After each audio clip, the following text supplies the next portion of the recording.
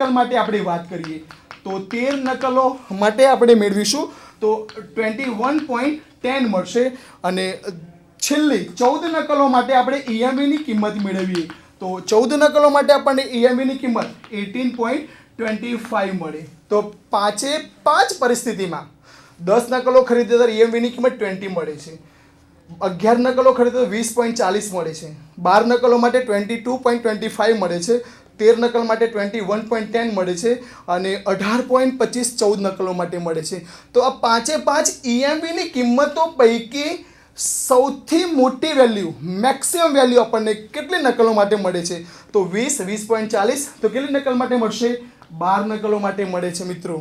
તો તમારે એ ફેરિયાને કેટલી નકલો ખરીદવાની ભલામણ કરવી જોઈએ તો એને એવું કહેવું જોઈએ કે રોજ 12 નકલો ખરીદશો તો વધારે ને વધારે વળતર મળી શકશે. તો આ બીજો એક્ઝામ્પલ થયો. બીજા એક્ઝામ્પલમાં આપણે જોયું તો આપણને સંભાવના આપેલી હતી, વળતરો નહોતા આપ્યા, વળતર આપણે શોધ્યા, વળતર શોધી ઈએમવીની કિંમત શોધી. ઈએમવીની કિંમત આપણે આ કોષ્ટકમાં જ બનાવી તો બનાવી શકત પણ કેલ્ક્યુલેશનમાં વધારે મુશ્કેલી પડે. એના કરતાં નીચે આપણે ગણતરી કરી દઈશું. ગણતરી કર્યા પછી દરેક વ્યૂહમાં મળતી આપણને ઈએમવીની કિંમત મેળવી. એ ઈએમવીની કિંમતમાંથી મેક્સિમમ ઈએમવી 12 નકલ માટે મળી. એટલે ફેરિયાને આપણે એવું કહીશું કે 12 નકલ તું રોજ ખરીદીશ તો તને વધારે ને વધારે પ્રોફિટ થશે. તો આ બીજો એક્ઝામ્પલ થયું. પહેલા એક્ઝામ્પલમાં જોયું કે એમાં સંભાવના અને વળતર બંને આપ્યા હતા. બીજા એક્ઝામ્પલમાં આપણે જોયું સંભાવના આપી હતી પણ વળતર નહોતા આપ્યા. તો એ બીજા એક્ઝામ્પલમાં આપણે સંભાવના અને વળતર મેળવીને દાખલો ગણ્યો. ત્રીજો એક એક્ઝામ્પલ એના પછીનો એક્ઝામ્પલ આપણે જોઈએ કે એની અંદર જુઓ ત્રીજા એક્ઝામ્પલની અંદર તો એક બીજો એક્ઝામ્પલ આપણે જોઈએ. એમાં તમે જોશો રકમની અંદર તો વેચાણ કિંમત તમને 12 રૂપિયા આપેલી છે, વસ્તુની પડતર કિંમત ખરીદ કિંમત 12 રૂપિયા આપેલી છે અને વેચાણ કિંમત તમને 15 રૂપિયા આપેલી છે. બીજી મોસમ એટલે તે વસ્તુ ન વેચાય તો નકામી બની જાય છે. નકામી બની જાય છે એટલે એને કોઈ વળતર મળતું નથી પાછળ. વસ્તુ ઘણી વખત એવું થાય કે વસ્તુ ન વેચાય તો પરત આપી શકતા હોય તો એને જે કંઈ વળતર મળે એટલું નુકસાન એનું ઓછું થાય પણ આમાં વસ્તુ ન વેચાય તો પરત આપી શકાતી નથી. અહીંયા આપણને આપેલું છે વેચાયેલ નંગની સંખ્યા આપેલી છે તો સૌથી ઓછા 20 નંગ વેચાઈ શકે, 21 નંગ વેચાઈ શકે, 22 નંગ વેચાઈ શકે, 23 નંગ વેચાઈ શકે અને 24 નંગ વેચાઈ શકે. કેટલા દિવસો સુધી? તો 10 દિવસ સુધી 20 નંગ વેચાય છે, 21 નકલ 20 દિવસ સુધી વેચાઈ શકે છે, 22 નકલ 20 દિવસ માટે, 23 નકલ 40 દિવસ માટે અને 10 દિવસ માટે 24 નંગ વેચાય છે.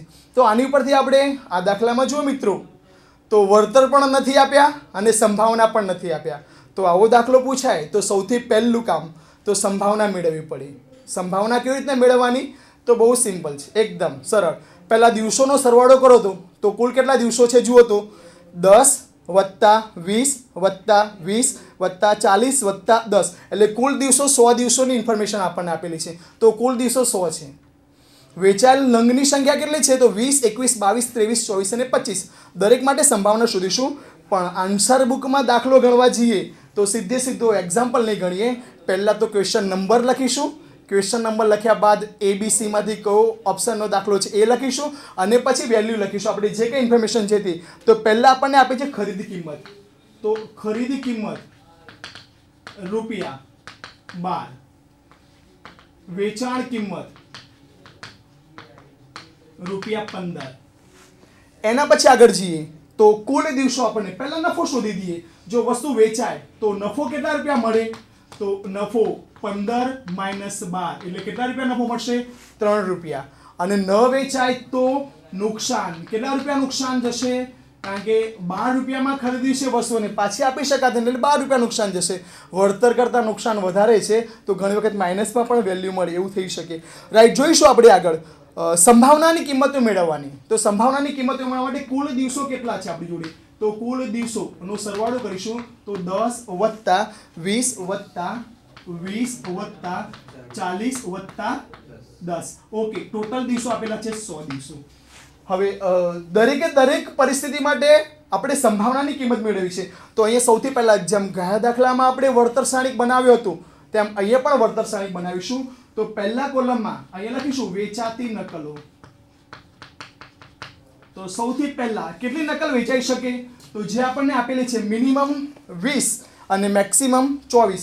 તો અહીંયા 20 નકલ, 21 નકલ, 22 નકલ, 23 નકલ અને 24 નકલ માટે વાત. હવે બે કોલમ, બંને સંભાવનાનું કોલમ આપણે તૈયાર કરીશું. સંભાવના આપી નથી પણ સંભાવના આપણે મેળવીશું. કેવી રીતના મેળવીશું? તો કુલ દિવસો છે 100. 20 નકલો વેચાય એના માટેના દિવસો સાનુકૂળ રીતો કેટલી છે? 10. તો સાનુકૂળ બનાવો 10 છે, કુલ બનાવો 100 છે. તો 10 ભાગ્યા 100 કરીશું તો વેલ્યુ આપણને મળશે 0.10. તો 20 નકલો વેચાવાની સંભાવના 0.10 આવશે. એવી રીતના 21 નકલો વેચાય એના માટેની સંભાવના તો 20 ભાગ્યા 0.100 એટલે 20 ભાગ્યા 100 એટલે 0.20 આવશે. 22 નકલો માટેની સંભાવના પણ 20 દિવસો સુધી વેચાય છે એટલે 20 ભાગ્યા 100 એટલે 0.20 મળશે. 23 નકલો 40 દિવસ સુધી વેચાય છે એટલે એની સંભાવના આપણને 0.40 મળશે. અને 10 નકલો એટલે 24 નકલો માટે 10 દિવસ સુધી વેચાય છે તો એની સંભાવના આપણને મળશે. બોલો મિત્રો કેટલા આવશે? તો 0.10. હવે અહીંયા ચેક પોસ્ટ ચેક કરી લઈએ. આપણે જાણીએ છીએ કે સંભાવનાનો કુલ સરવાળો 1 થવો જોઈએ. તો મિત્રો કરી જુઓ તો 0.10 વત્તા 0.20 વત્તા 0.20 વત્તા 0.40 વત્તા 0.10 તો સરવાળો કેટલો મળ્યો આપણને? 1. એટલે અહીંયા સુધી આપણે સાચા છીએ. સંભાવનાની કિંમત મેળવી જે ગયા એક્ઝામ્પલમાં આપણને આ વેલ્યુ આપેલી હતી. આ એક્ઝામ્પલમાં આપણે આ વેલ્યુ મેળવી. હવે દરેકે દરેક નકલો માટે, દરેકે દરેક એકમો માટે આપણે એના વળતર મેળવીશું. જેમ ગયા દાખલામાં મેળવ્યા હતા તેમ તો એ લખીશું બનાવવાની નકલો અથવા તો ખરીદવાની નકલો. જે કંઈ આપણને આપેલું હોય તે પ્રમાણે નંગ આપે તો નંગ લખીશું. અહીંયા ખરીદવાની નકલો. તો સૌથી પહેલા 20 સૌથી મિનિમમ 20 માટે, 21 માટે, 22 માટે, 23 માટે અને 24 માટે. વળતર કેવી રીતના મેળવવાના? તો ગઈ વખતે જે મેળવ્યા હતા 20 નંગ ખરીદે છે, 20 નંગ વેચાય છે. એક નંગમાં કેટલા રૂપિયા મળ્યો? 3. તો એનું વળતર એક નંગમાં કેટલા? 20 નંગ વેચાય છે, એક નંગમાં 3 રૂપિયા પ્રોફિટ. તો કેટલા રૂપિયા પ્રોફિટ થશે? તો 60 રૂપિયા પ્રોફિટ થશે. દરેકે દરેક વેલ્યુ માટે આપણને મળશે 60, 60 અને 60. આ પહેલા વ્યૂમાં વાત થઈ આપણી. બીજા નંબરમાં 21 નંગ ખરીદે છે, 20 નંગ વેચાય છે. 20 નંગ વેચાય એટલે 20 ગુણ્યા 3 એટલે 60 રૂપિયા વળતર મળ્યું. પણ કેટલા નંગ એને ઘરે પડી રહ્યા? એક નંગ ઘરે પડી રહ્યું. કેટલા રૂપિયા નુકસાન થયું? 12 રૂપિયાનું નુકસાન થયું. એટલે 60 મળ્યા, 12 ગુમાવ્યા તો એનું વળતર કેટલા રૂપિયા થશે? 48. એના પછી આગળ જઈએ. 21 નંગ ખરીદે છે, 21 નંગ વેચાય છે તો 21 ગુણ્યા 3 એટલે 63, 63, 63 અને 63 વળતર મળશે. એવી જ રીતના દરેકે દરેક વ્યૂહ માટેના જે વળતર મળેલા છે એમાં તમે ગણતરી કરી જુઓ તો અહીંયા 36 મળશે. એવી રીતના 22 અને 21, 22 ખરીદ્યા, 21 વેચાયા એટલે 21 ગુણ્યા 3 એટલે 63 માઇનસ 12 એટલે આપણને કેટલા મળશે મિત્રો? જુઓ તો 51 મળશે. 51. એના પછી 22 અને 22 માટે 66. એના પછી 66 અને 66 મળશે. એ જ વસ્તુ આગળ જઈશું તો 23 નંગ માટે આપણે કેલ્ક્યુલેશન કરશું તો 24, એના પછી 39, એના પછી આપણને વેલ્યુ મળશે 54, એના પછી 69 અને લાસ્ટમાં પણ 69 મળશે. એવી રીતના છેલ્લે 24 નંગ માટે આપણે વાત કરીએ તો એનું કેલ્ક્યુલેશન કરશો તો 12, 27, એના પછીની વેલ્યુ મળશે આપણને 42, 57 અને લાસ્ટમાં આપણને મળશે 72. રાઈટ? ઓકે. તો આ તમારા વળતરો પણ આવી ગયા એટલે વળતર ક્ષણિક પણ મળી ગયું. તો હવે બાકી શું કામ રહ્યું?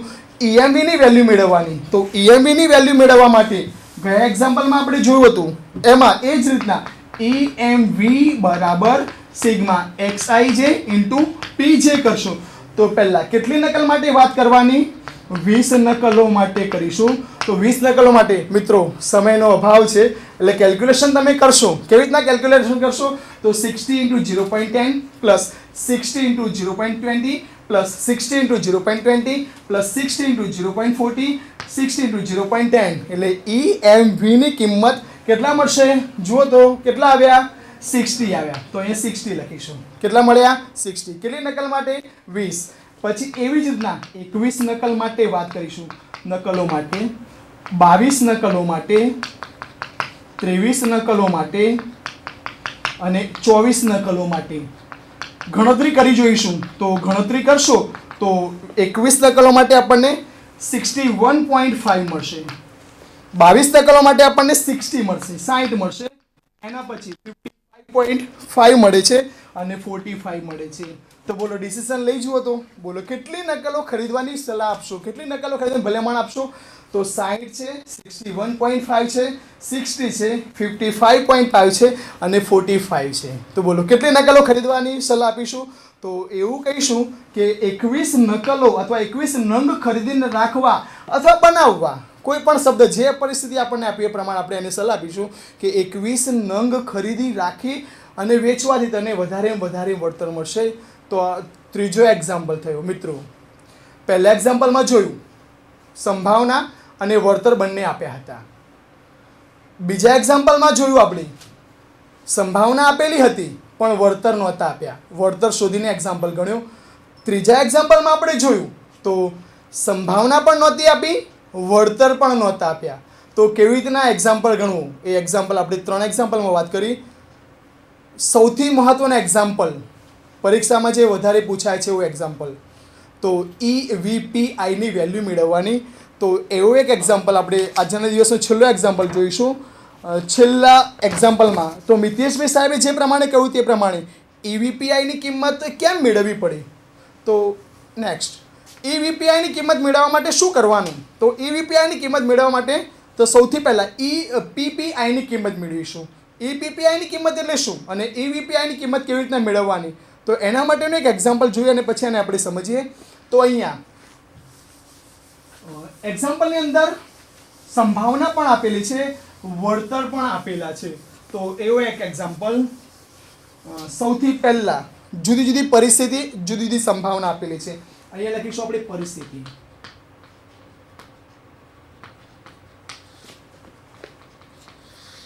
બાજુમાં સંભાવના. પરિસ્થિતિમાં આપણે નામ આપેલા છે E1, E2 અને E3. સંભાવનામાં આપણને વેલ્યુ આપી છે 0.3, 0.5. તો છેલ્લામાં કેટલી સંભાવના હશે મિત્રો?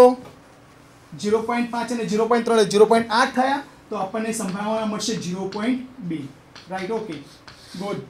હવે બાજુમાં આપણને આપેલા છે વ્યૂ. એમાં સૌથી પહેલા A1માં વળતરો આપેલા છે, A2માં વળતરો આપેલા છે અને A3માં વળતરો આપેલા છે. A1, A2 અને A3 માટે આપણને જે વેલ્યુ મળી છે તે પહેલામાં 10,000નું વળતર મળે છે. બીજા નંબરમાં આપણને જુઓ તો 20,000નું વળતર મળે છે. ત્રીજા નંબરમાં આપણને 5,000નું વળતર મળે છે. A2 વ્યૂહમાં આપણને અનુક્રમે 8,000, 12,000 અને 9,000, 8,000, 12,000 અને 9,000. છેલ્લે A3 વ્યૂહમાં આપણે જોઈએ તો દરેક પરિસ્થિતિમાં એને 7,000 રૂપિયાનું વળતર મળે છે. ઘણી વખત વળતર માઇનસમાં પણ આવી શકે, તો એ વખતે આપણે સરવાળાની જગ્યાએ બાદબાકી કરીશું. તો આવી રીતના આપણને આ પરિસ્થિતિમાં આવી એક્ઝામ્પલમાં આપણને અહીંયા કહેલું છે EVPIની કિંમત મેળવું, એક્સપેક્ટેડ વેલ્યુ ઓફ પરફેક્ટ ઇન્ફોર્મેશનની કિંમત મેળવીશું, PPIની કિંમત મેળવીશું. એમાંથી મેક્સિમમ EMV આપણે બાદ કરીશું એટલે આપણને EVPIની કિંમત મળશે. તો અહીંયા EVPI બરાબર EPPI માઇનસ મેક્સિમમ EMV. હવે મેક્સિમમ EMVની કિંમત કેવી રીતના મેળવવાની? તો એ કિંમત તો શોધતા તમને આવડે છે. પહેલા EMVની કિંમત આપણે શોધી દઈએ. તો EMVની કિંમત શોધવા માટે તમારી જોડે ફોર્મ્યુલા છે EMV બરાબર સિગ્મા XIJ ઇન્ટુ PJ. પહેલા કયા માટે શોધીશું? E1 માટે. બોલો મિત્રો કેવી રીતના શોધીશું? પહેલા તો 10,000 ગુણ્યા 0.3 પ્લસ 20,000 ગુણ્યા 0.5 પ્લસ 5,000 ગુણ્યા 0.2. તો એની ઉપરથી આપણને વેલ્યુ મળશે 3,000 પ્લસ 10,000 પ્લસ 1,000. એટલે કેટલા મળ્યા મિત્રો? તો 10 અને 3 13 અને 14,000 આપણને મળશે, એટલે 14,000 અહીંયા EMB ની કિંમત મળે છે. એવી જ રીતના બીજા E2 માટે આપણે લખીએ. E2 માટે આપણે ગણતરી કરીશું તો અહીંયા જુઓ 8,000 ગુણ્યા 0.3, 12,000 ગુણ્યા 0.5, 9,000 ગુણ્યા 0.2, ત્યારે EMB ની કિંમત આપણને મળશે 10,200 મળશે. કેટલા મળશે આપણને? 10,200. ગણતરી કરીએ છીએ આપણે. અને E3 માટે આપણે વાત કરીએ તો E3 માટે 7,000 ગુણ્યા 0.3, 7,000 ગુણ્યા 0.5, 7,000 ગુણ્યા 0.2, તો એની ઉપર જે આપણને જે EMB ની કિંમત મળશે એ 7,000 મળશે. તો આ ત્રણ જે EMB ની કિંમતો મળી આપણને, ત્રણે ત્રણ EMB ની કિંમતો પૈકી મેક્સિમમ EMB કેટલા મળે આપણને? તો 14,000, 10,200 અને 7,000. તો maximum EMB is equal to 14,000 મળ્યા. ઓકે રાઈટ મિત્રો? તો એક વેલ્યુ આપણને મળી. હવે બીજી વેલ્યુ જે મેળવવાની બાકી રહી EPPI. તો EPPI કેવી રીતના મેળવવાની? તો દરેક વ્યૂમાં આપણે જોઈશું, દરેક પરિસ્થિતિમાં. તો એ પરિસ્થિતિની સંભાવના 0.3 છે. તો આ વળતરો પૈકી જો આપણને પરફેક્ટ ઇન્ફોર્મેશન હોય તો આપણે મેક્સિમમ વળતર કેટલું મેળવી શકીએ? 10,000 મેળવી શકીએ, 8,000 મેળવી શકીએ કે 7,000 મેળવી શકીએ? તો મેક્સિમમ વળતર આપણે 10,000 મેળવી શકીએ. એટલે પહેલા A1 વ્યૂ માટે 10,000 ગુણ્યા 0.3 વત્તા બીજી પરિસ્થિતિમાં પણ આપણે સેમ વસ્તુ. તો એમાં સંભાવના 0.5 છે, પણ જો આપણી જોડે પરફેક્ટ ઇન્ફોર્મેશન હોત તો આપણે A1 વ્યૂ જ પસંદ કરત. તો એમાં આપણને વળતર કેટલું મળશે? તો 20,000 મળશે ઇન્ટુ 0. કેટલા આવ્યા? 5.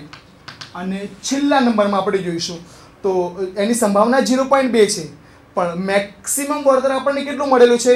તો 9,000 મળેલું છે. તો પ્લસ 9,000 ઇન્ટુ 0.2 મળશે. તો આની ઉપરથી આપણે ગણતરી કરશું તો અહીંયા મળશે આપણને 3,000 પ્લસ 20,000 ઇન્ટુ 0.5 એટલે 10,000 મળશે. અને છેલ્લા નંબરમાં આપણે